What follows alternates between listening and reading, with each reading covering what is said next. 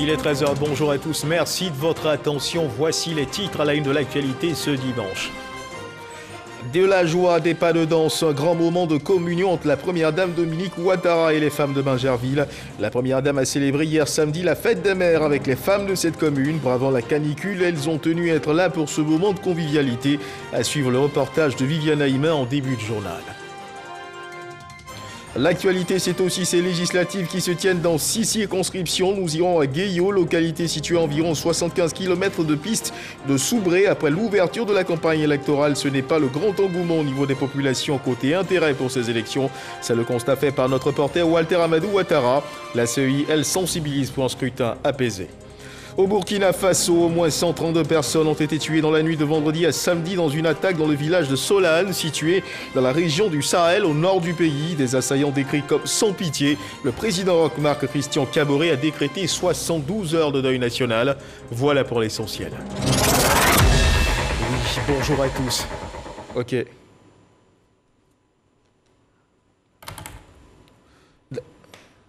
Ça marche.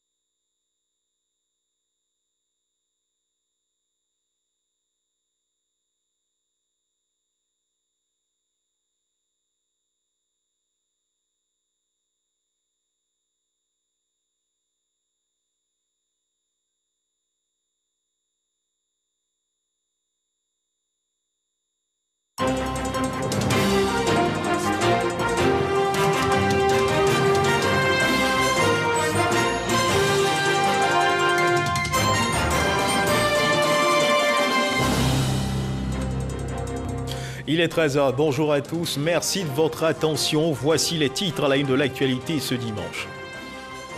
De la joie, des pas de danse, un grand moment de communion entre la première dame Dominique Ouattara et les femmes de Bingerville.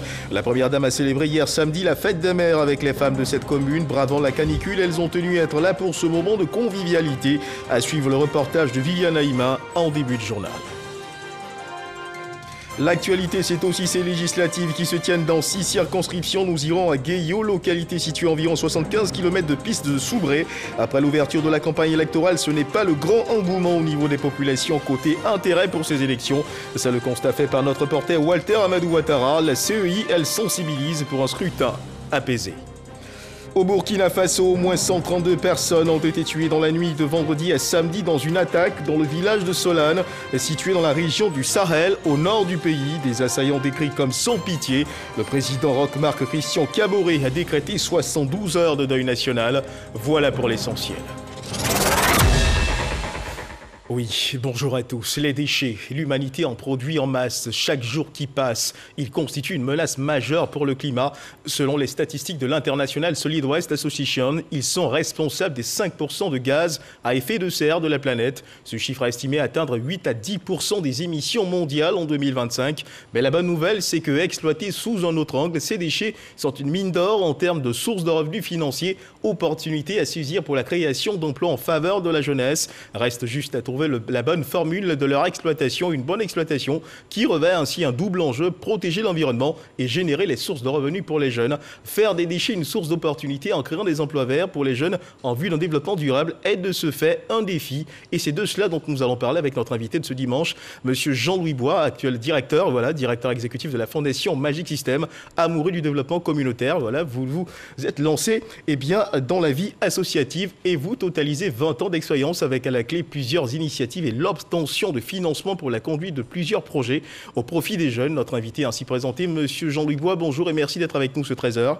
Bonjour Monsieur Guivet, c'est moi qui vous remercie. Je vous retrouve dans une trentaine de minutes pour en parler, mais avant, suivons ce qui fait l'actualité. Faisons ensemble immersion dans ce bain de gaieté et de joie qui a inondé dans la journée d'hier samedi le stade de la commune de Bingerville où les mamans étaient à l'honneur. La première dame de Côte d'Ivoire, Dominique Ouattara, a célébré hier donc la fête des mères avec les femmes de cette commune, des mamans de Bingerville heureuses qui ont dit merci à la première dame Dominique Ouattara, témoin de cette célébration, Viviane Haïma. C'est dans la liesse et sous des ovations nourries que la première dame de Côte d'Ivoire, Dominique Ouattara, a été accueillie dans la matinée de ce samedi 5 juin au stade de Bingerville par des milliers de femmes de cette commune, honorées et fières que la première dame ait choisi cette année de célébrer avec elle la traditionnelle fête des mères. Comme à chacune de ses rencontres avec ses sœurs de Côte d'Ivoire, la première dame apportait une fois de plus de nombreux dons à leur offrir, émotion et reconnaissance de toutes ces femmes. Maman, je tiens aujourd'hui, aussi au vu de tout le monde, vous dire merci maman. Merci maman de tout cœur. Vous n'avez pas demandé de quel bord politique je suis, de quelle ethnie je suis. Quand j'ai eu un problème, j'ai eu l'injustice, j'ai seulement écrit, vous vous êtes levée maman et vous m'avez défendu. Et cela m'a évité la prison. Merci, maman de tout cœur. Maman Dominique, notre lumière, vous qui êtes venue nous faire honneur à Bingerville. Maman, merci. Maman, merci. En hébreu, nous disons Nasi, Nasi, Nasi, oh maman jolie. Cheville ouvrière de cette célébration dédiée aux mamans de Côte d'Ivoire, le ministère de la Femme, de la Famille et l'Enfant. La ministre Nasseneba Touré a remercié la première dame pour sa présence constante aux côtés des femmes de Côte d'Ivoire et a rendu hommage au président de la République Alassane Ouattara pour ses actions en faveur du développement et du progrès de la femme ivoirienne. Au nom de toutes les femmes de Côte d'Ivoire et à mon nom propre, je vous dis bonne fête, maman Dominique. Bonne fête des mères à vous. Merci d'être avec nous, vos sœurs, vos filles, pour marquer une fois de plus votre attachement et votre engagement en faveur de tout ce qui touche à la question de la femme. Cette journée m'offre l'agréable devoir de rendre un vibrant hommage au président de la République, son Excellence M. Alassane Ouattara, qui a placé la femme au cœur de ses priorités.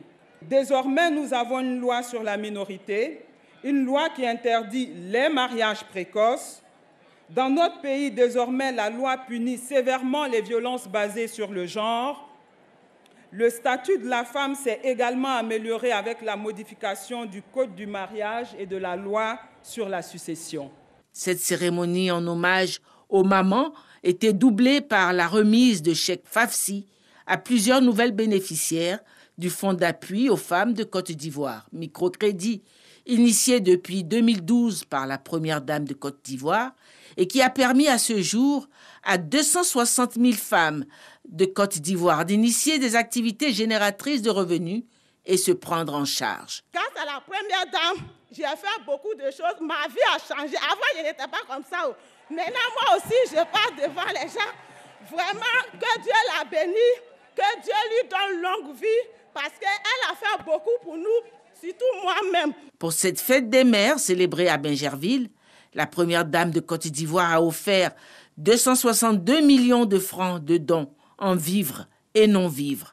Ajouté à ces dons, la première dame a fait d'autres annonces importantes dans son intervention. Chère maman de Bingerville et chère maman de Côte d'Ivoire, je voudrais vous rendre un hommage bien mérité. En effet, vous êtes nos héroïnes du quotidien. Vous donnez la vie et prenez soin de vos enfants au prix de 1000 efforts. Vous êtes précieuses car vous êtes irremplaçables.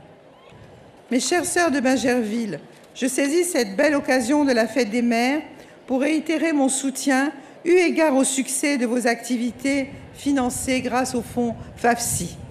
En effet, pour une enveloppe de 350 millions de francs CFA qui vous avait été octroyée, vous avez réalisé un taux de remboursement de 99,66% et je vous en félicite. Pour matérialiser ma confiance, je vous ai apporté un montant additionnel de 300 millions de francs CFA,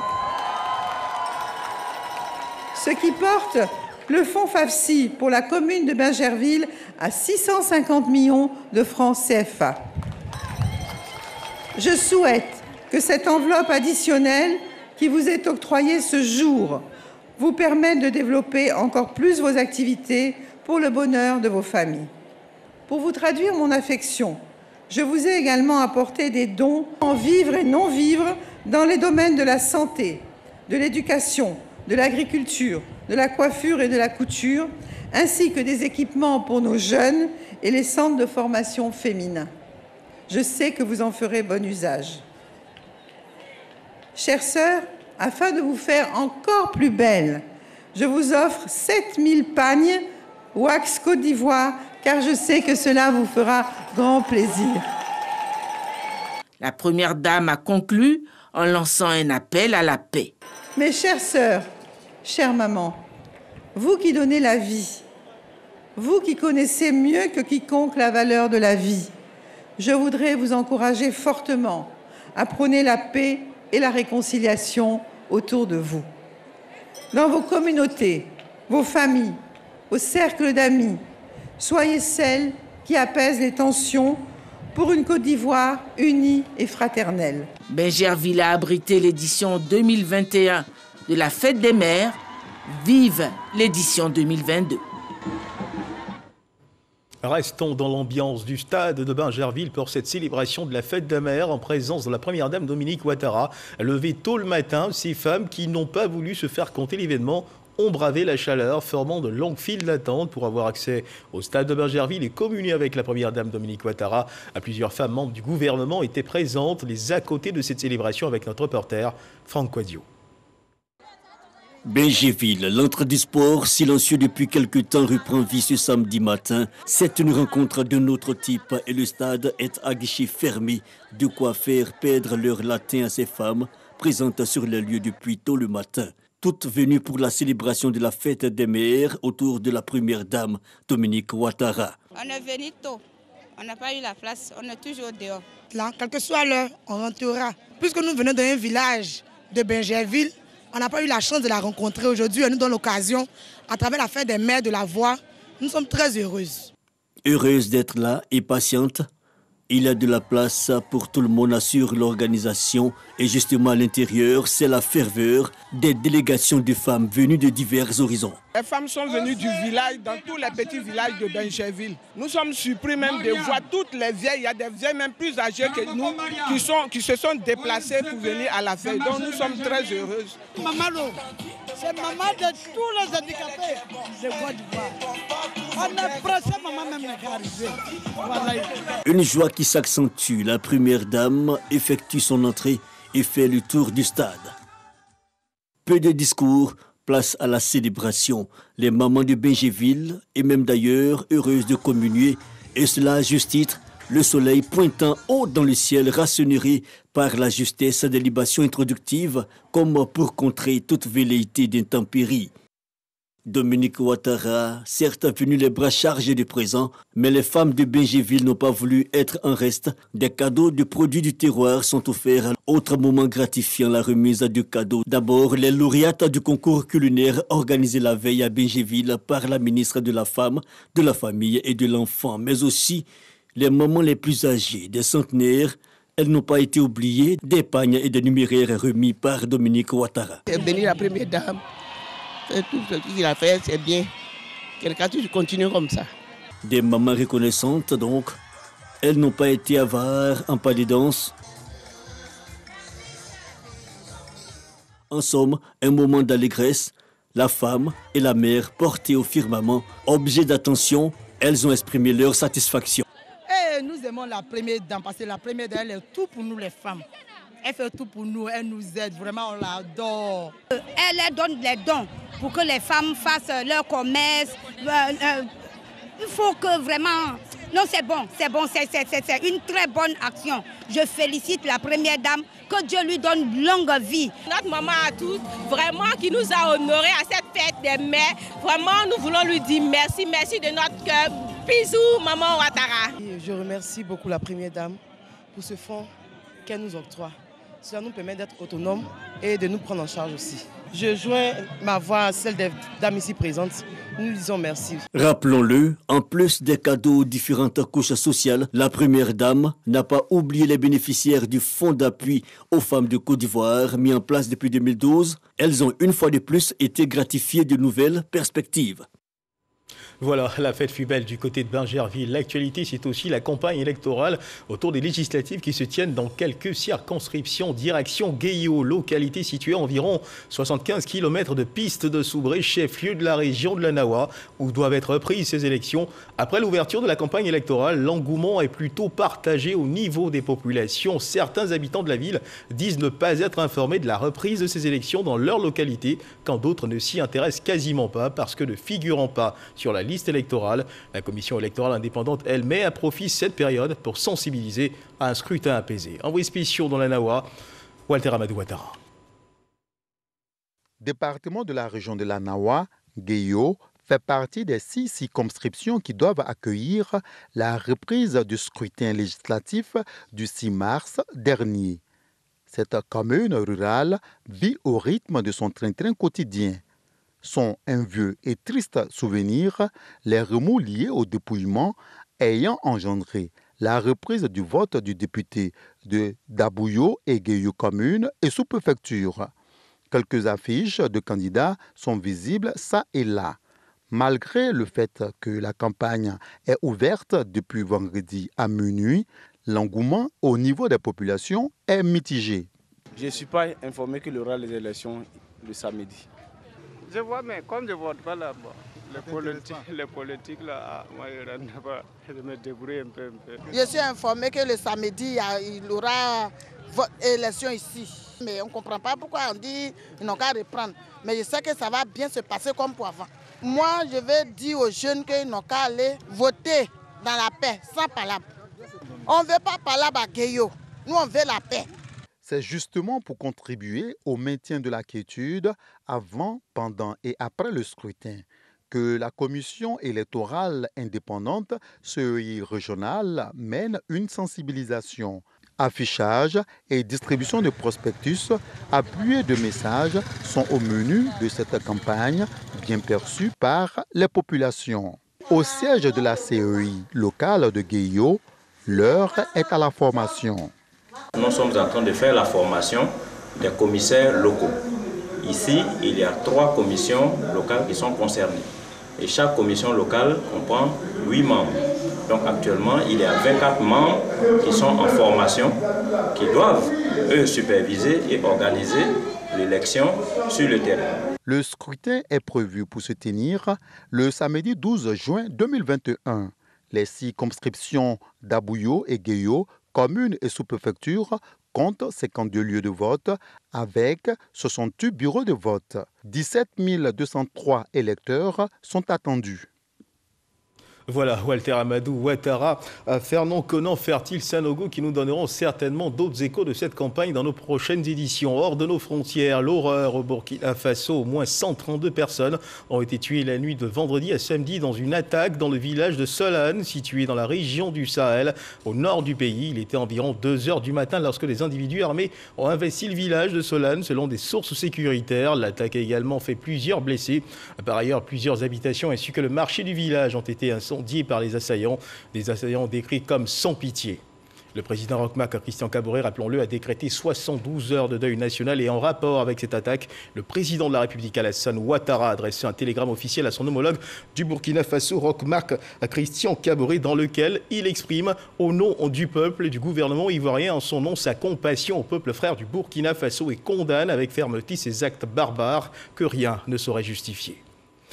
Et dans le cadre justement du programme de lutte des Nations Unies contre le terrorisme axé sur les déplacements et sur recommandation du Comité national de sûreté de facilitation de l'aviation civile, la République de Côte d'Ivoire et les Nations Unies, à travers le Bureau de lutte contre le terrorisme des Nations Unies, ont signé un protocole d'accord jeudi dernier. Cet accord vise à renforcer la coopération entre la Côte d'Ivoire et les Nations Unies en matière de prévention de lutte contre le terrorisme, conformément aux résolutions du Conseil de sécurité des Nations Unies et aux normes internationales.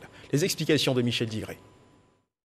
La Côte d'Ivoire et les Nations Unies renforcent leur coopération en matière de lutte contre le terrorisme.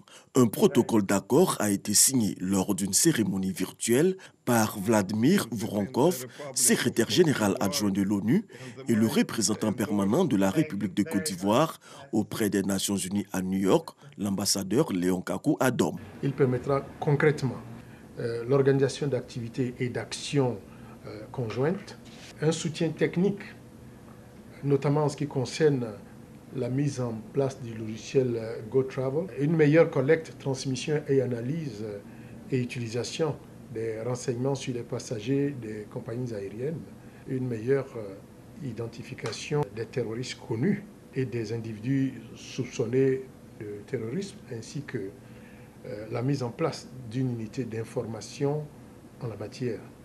Un appui onusien à l'Académie contre le terrorisme de Jacquesville est également envisagé.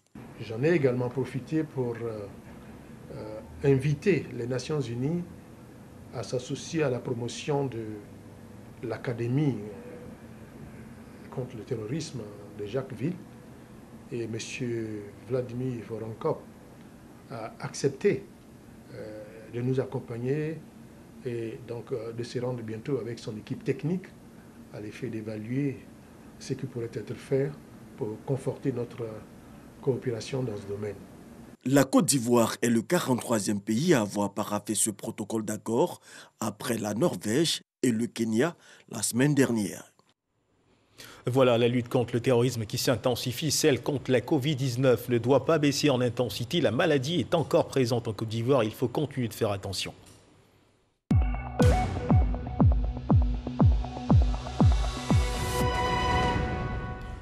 Le ministère de la Santé, de l'Hygiène publique et de la couverture maladie universelle a enregistré hier samedi 5 juin 2021 41 nouveaux cas de Covid-19 sur 2450 échantillons prélevés, soit 1,7% de cas positifs, 26 guéris et 0 décès. À la date du 5 juin 2021, la Côte d'Ivoire, notre pays, compte donc 47 476 cas confirmés, dont 46 941 personnes guéries, 306 décès et 229 cas actifs. Le nombre total d'échantillons est de 659 797. Le 4 juin, 13 968 doses de vaccins contre la Covid-19 ont été administrées, soit un total de 593 683 doses administrées. Le ministre de la Santé, de l'Hygiène publique et de la couverture maladie universelle invite toutes les personnes de plus de 18 ans, à se faire vacciner dans les centres de vaccination. La vaccination contre la Covid-19, rappelons-le, est gratuite et volontaire. Toujours dans le domaine de la santé, les populations de la sous-préfecture de Varalé dans le département de Doropo peuvent désormais pousser un ouf de soulagement. Le centre de santé de la localité vient d'être doté d'une ambulance. La remise des clés a eu lieu en début de semaine. Le reportage de Herman Yamia. Une ambulance médicalisée flambant neuve pour le centre de santé urbain de Varalé, sous-préfecture du département de Doropo. Le gouvernement, à travers le ministère de la Santé, de l'Hygiène publique et de la couverture maladie universelle, répond ainsi à une préoccupation longtemps exprimée par la population de cette localité. S'il y a un malade, il faut moto. Deux fois, il faut 3 roues. Aujourd'hui, Dieu merci, grâce au président, il nous a donné une ambulance. On lui dit merci. Je remercie les donateurs. Toute ma population les remercie tous. Parrain de cette cérémonie de remise des clés, Noufé Sansan, député de Doropo. Il a saisi l'occasion pour exprimer sa gratitude au chef de l'État Alassane Ouattara pour ses nombreuses actions en faveur de la région du Bunkani. Cette ambulance fait partie de tout ce que le chef de l'État a bien voulu nous envoyer dans notre région. Il y a quelques années de cela, personne ne pouvait s'imaginer que notre ville, notre village pouvait être traversé par ce goudron. Au-delà du bitume, c'est le centre de santé dont nous avons bénéficié. Le centre de santé urbain de Varalé Désormais équipées d'une ambulance, les populations n'auront plus à transporter les malades sur des motos et des tricycles pour les conduire dans les centres de santé de référence. Le directeur départemental de la santé les a exhortés à prendre soin de cet engin afin qu'il puisse servir le plus longtemps possible. Mesdames et messieurs, une question dans votre journal. Comment gérer le budget familial? Question importante. La question était au centre d'une formation à l'endroit des femmes de la région du Gand. À Gagnoa, elles ont reçu les rudiments nécessaires pour un bon équilibre des ressources financières de la famille. Le reportage de Sidou Koulibaly et de Kader Sogodoko. Une quarantaine de femmes venues des villages de la commune de Gagnoa ont été formées à la mise en place du budget familial. Grâce à un partenariat avec la Jeune Chambre internationale de Gagnoa. Selon le formateur spécialiste en gestion, le budget familial constitue simplement les prévisions de recettes et de dépenses. Pour lui, avant d'engager des achats, il faut penser aux ressources. Voir aussi la priorité de la dépense. Si elle n'est pas prioritaire, on peut ajourner cette dépense. Parce que ce sont elles qui gèrent tout dans le foyer. Et sans leur gestion rigoureuse, la famille va partir à bas l'eau. L'objectif de ce séminaire est d'apporter un plus aux femmes dans la gestion qu'elles font déjà bien de leur ménage, assure le maître de projet. Faire en sorte que ces femmes-là soient indépendantes. Alors, lorsqu'elles vont avoir un crédit, un prêt bancaire, ou bien elles vont prendre leur tontine pour faire leurs affaires, ou bien qu'elles vont voir le revenu de leur mari et même leur propre revenu, elles vont ajuster les dépenses, de sorte à pouvoir épargner et faire en sorte que la famille soit bien et qu'on évite les enfants dans la rue, la débauche. Ce séminaire, qui a eu pour cadre la salle polyvalente de la cité du Prouve-Magé, a permis aux participantes d'avoir des attestations de fin de formation, mais également de nombreux présents pour leur courage au quotidien au service de la famille. Un mot de religion dans cette édition. La fête de la charité est l'occasion pour les fidèles catholiques de faire parler leur cœur. Ceux de la paroisse Sainte-Thérèse de Marcory ont fait montre de générosité. À cette occasion, Yannick Berry a offert la somme de 10 millions de francs CFA pour la construction de logements des prêtres. Le reportage de Issa Tchononyeo. À l'instar de toutes les églises, la paroisse Sainte-Thérèse de Marcory a célébré la fête de la charité. Une levée de fonds est faite pour la construction d'un presbytère. À l'occasion, le parrain de la cérémonie, Yannick Berry, a offert la somme de 10 millions de francs CFA pour la construction de logements des prêtres. On a estimé qu'il était bon de contribuer à la construction de ce presbytère, pour lequel, je crois, il y a une levée de fonds qui est de 50 millions, une levée de fonds qui est en train de se faire d'ailleurs actuellement. Et je crois qu'on aura, avec beaucoup de bonheur, on pourra apporter notre contribution. Un geste apprécié par les responsables et fidèles de la paroisse. Nous avons besoin de 50 millions pour achever ce presbytère. Et les enfants de Dieu ont entendu l'appel. Ils sont venus nombreux et Dieu multipliera comme il a fait pour les pains, pour que nous ayons cet argent, cette somme pour achever ce presbytère pour sa gloire. Invocation du Christ et prières ont marqué cette fête de la charité à Marcory, où de nombreux fidèles chrétiens ont également fait parler leur cœur. Le monde entier a commémoré hier samedi 5 juin la journée mondiale de l'environnement célébrée autour du thème « Restaurer les écosystèmes », une commémoration pour rappeler à tous combien il est important de protéger l'environnement. La déclaration du gouvernement a été lue par le ministre de l'Environnement et du Développement durable, Jean-Luc Assy. Le reportage de Grace Kondo.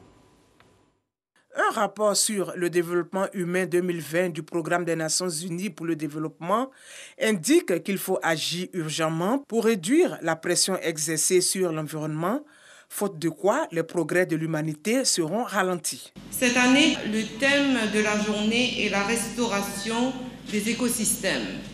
Donc un thème qui nous invite à nous engager davantage à rétablir notre relation avec la nature, à réinventer cette relation et mieux apprécier les retombées positives de l'environnement sur notre quotidien. Selon le secrétaire général de l'ONU, Antonio Guterres, la dégradation du monde naturel compromet déjà le bien-être de plus de 3 milliards de personnes, soit 40% de l'humanité. En cette journée mondiale de l'environnement, nous lançons la décennie des Nations Unies pour la restauration des écosystèmes. Des gouvernements, des entreprises, de la société civile et des particuliers uniront leurs forces dans une tentative mondiale inédite pour soigner la Terre. En restaurant les écosystèmes, nous pouvons induire une transformation qui contribuera à la réalisation de tous les objectifs de développement durable. La Côte d'Ivoire ne baisse pas les bras. Elle mène plusieurs actions en matière de protection de l'environnement et de restauration des écosystèmes. Occasion pour le ministre Jean-Louis Assy de faire le point en cette journée mondiale de l'environnement. Le lancement du projet approche de durabilité et de mise à l'échelle pour la transformation de la gestion, la restauration et la conservation des paysages forestiers et de la biodiversité en Côte d'Ivoire, qui est le projet FOLAB. Pour restaurer les paysages forestiers presque réduits à néant par l'action de l'homme. La mise en œuvre de l'investissement pour la résilience des zones côtières ouest-africaines, financé par la Banque mondiale sur la période 2018-2023, ainsi que les activités de la RED+ et de l'Office ivoirien des parcs et réserves, sont également des actions d'envergure pour restaurer notre environnement. L'autre temps fort de la Journée mondiale de l'environnement, la distinction de 20 agents du ministère de l'Environnement et du Développement durable et des partenaires techniques et financiers pour le travail abattu pour la protection de l'environnement. Reportage signé Grace Kando. Des questions liées à l'environnement, précisément sur la gestion, le recyclage des déchets. Nous en parlons à présent et nous retrouvons notre invité de ce dimanche magazine, monsieur Jean-Louis Bois, directeur exécutif de la Fondation Magisystème. Et pour le compte de la Fondation Magisystème, vous assurez la coordination générale de la foire des jeunes sur la gestion et le recyclage des déchets qui a connu sa deuxième édition, la 25 et 26 mai dernier. Alors, une première édition, puis une deuxième édition. Quels sont les principaux objectifs que vise cette foire? Merci beaucoup, Monsieur Guivet. Je voudrais donc, avant tout, pour situer un peu le cadre et expliquer un peu les enjeux de la gestion et du recyclage des déchets en Côte d'Ivoire. Allez-y. Il faut dire que selon les chiffres de la Banque mondiale, le monde entier produit environ 2 milliards de tonnes de déchets par an. D'accord. Et si rien n'est fait, surtout avec l'urbanisation et la démographie croissante, ce chiffre va aller jusqu'à 3,4 milliards de tonnes de déchets par an, ce qui est vraiment alarmant. Pour revenir à la Côte d'Ivoire produit par habitant 0,64 kg de déchets. 0,64 kg de déchets produits par jour par habitant, contre 0,46% de kilogrammes de déchets produits par jour par habitant au niveau de l'Afrique subsaharienne. À côté de cela, la Côte d'Ivoire, pour considérer que les déchets organiques ou agricoles, la Côte d'Ivoire produit environ 15 à 17 millions de tonnes de déchets par an. Vous remarquerez que la Côte d'Ivoire, malgré les efforts du gouvernement avec la construction du centre de valorisation et d'enfouissement technique de Kossi-Ouin, qui traite les déchets d'une capacité d'environ 1 250 000 tonnes de déchets. Facilement, le calcul est fait et on remarque le gap. 1 250 000 tonnes de déchets traités par la seule centrale, donc le centre de valorisation et d'enfouissement des déchets de Kossi-Ouin, devant environ 17 millions de tonnes de déchets produits par an, en ce qui concerne les déchets agricoles uniquement, il y a vraiment raison de s'alarmer et de s'inquiéter. Et autre aspect, c'est que la gestion des déchets coûte excessivement cher. En Côte d'Ivoire, nous avons des taxes rémunératoires pour la gestion des ordures ménagères qui sont collectées à partir des factures d'électricité, qui sont estimés à environ 3 milliards après la collecte. Et ces chiffres nous ont été donnés par Madame le DG de l'ANAGED au cours d'une émission sur la RTI, 52 minutes pour comprendre, où elle a estimé que les 3 milliards collectés par an étaient largement insuffisants devant les ressources nécessaires pour gérer de façon efficiente et efficace les déchets. D'où votre désir de soutenir l'action du gouvernement. Dire que ces ressources, n'est-ce pas nécessaires, sont estimées à 60 milliards de francs CFA par an. Au regard de cela, Et au regard donc de ce gap de déchets inexploités, non valorisés, on s'est dit qu'il était important, au niveau de la Fondation Magic System, donc, de mettre en place une plateforme que nous avons baptisée Foire francophone des jeunes sur la gestion et le recyclage des déchets, qui vise donc à réunir des jeunes et tous les acteurs du domaine pour orienter les jeunes, leur donner donc les rudiments nécessaires pour les rendre aptes et donc à créer des entreprises dans le domaine de l'environnement et à contribuer au mieux donc à la protection de notre environnement. Et en quoi a-t-elle véritablement consisté cette foire ? Il faut dire que cette foire a été une occasion importante de réunir tous les acteurs, comme je l'ai dit tantôt, et ça a été un cas pratique. Un cas pratique dans la mesure où ces jeunes qui sont venus ne se sont pas limités qu'à des séances théoriques. Il y a eu des rencontres thématiques, des échanges autour de la question, mais des jeunes, à côté donc des tables rondes, des ateliers où il y a eu des échanges en petits groupes, il y a eu le cœur même de l'événement qui était les expositions. Les jeunes, des centaines de jeunes réunis ont montré ce dont ils sont capables et comment est-ce qu'avec leurs maigres moyens, ils arrivent donc à valoriser ces déchets et à contribuer donc à la création de richesses d'emplois et donc à leur manière à lutter contre les changements climatiques. Les expositions qui offrent également le contexte de B2B, des échanges directs avec certainement des partenaires et participants à ce forum, n'est-ce pas? Oui, je dis, il y a eu des rencontres B2B, des jeunes ont eu l'occasion de rencontrer des autorités, des officiels. Des panels ont été animés au cours de cette foire qui ont permis aux jeunes justement de se mettre à niveau? Oui, des panels ont été animés, des panels qui ont permis de situer les enjeux donc, de la gestion des déchets, une façon de permettre aux jeunes de savoir tous les aspects donc, du domaine dans lequel ils ont décidé de s'engager. Les experts nous sont venus donc, du ministère en charge donc, de la gestion des déchets, du ministère, du ministère en charge de la salubrité et donc de l'assainissement, du ministère en charge de l'environnement et du développement durable. Et d'autres partenaires techniques nous ont accompagnés et ces experts-là ont entretenu ces jeunes-là sur ces questions. Et vous avez voulu également ouvrir votre champ d'action en permettant que ces rencontres soient tant physiques que virtuelles. Oui, il faut dire qu'au regard donc, de la crise sanitaire, il était important pour nous de pouvoir opter pour un modèle, un format hybride de l'événement. L'événement avait lieu en présentiel et également en ligne pour permettre à des jeunes qui n'ont pu effectuer les déplacements de participer activement aux travaux, d'intervenir depuis leur position, de partager également leurs idées de projet et même de présenter leurs différents projets. Voilà, donc ça a permis à des milliers de jeunes, après le bilan, de pouvoir effectivement prendre part à cet événement-là. Alors justement, parlant de la politique mise en place pour ce qui concerne la gestion des déchets, on le sait, le gouvernement ivoirien depuis plusieurs années affiche ses intentions pour ce qui est de la gestion des ordures ménagères, en passant par l'organisation du secteur, aussi par l'éducation des populations, un changement de comportement. Quels sont vos rapports avec les autorités de tutelle dans justement la gestion de ces déchets-là? Déjà, je voudrais informer l'opinion que le groupe Magic System donc, a été fait ambassadeur de la lutte contre les changements climatiques par le ministère de l'Environnement et du Développement durable pour matérialiser donc, leur engagement dans ce combat-là. Et nous, toutes les actions que nous menons en rapport avec la thématique, nous associons toujours les ministères de tutelle.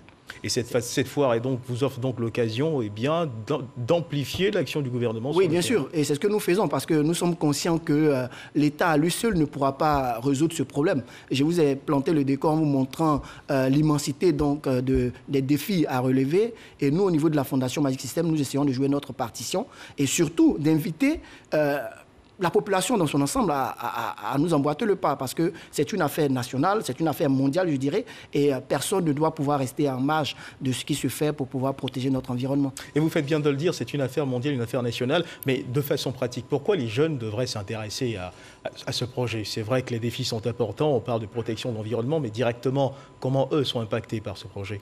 Vous savez, pour parler de la Côte d'Ivoire, les jeunes représentent plus de 77% de la population, donc les plus nombreux. Et les jeunes, on le dit très souvent, sont l'avenir. Et toutes ces actions que nous menons, en réalité, nous les faisons pour permettre aux générations futures de pouvoir vivre dans un environnement sain. Et si on veut travailler pour que les générations futures puissent vivre dans un environnement sain, il est important d'impliquer ces jeunes-là. Et nous, pour nous, cette édition d'ailleurs, nous l'avons placée sous le sceau de la jeunesse pour pouvoir permettre à ces jeunes-là de prendre une part active à la lutte contre les changements climatiques parce que, vous l'avez dit dans votre introduction, la production des déchets est responsable de 5% des émissions de gaz à effet de serre. Donc, quand les jeunes s'engagent, on est sûr de pouvoir apporter une réponse idoine à cette problématique parce que c'est les principaux acteurs. Et ce que je veux également vous dire, c'est que les causes des changements climatiques sont d'origine anthropique, donc causées en partie par l'homme.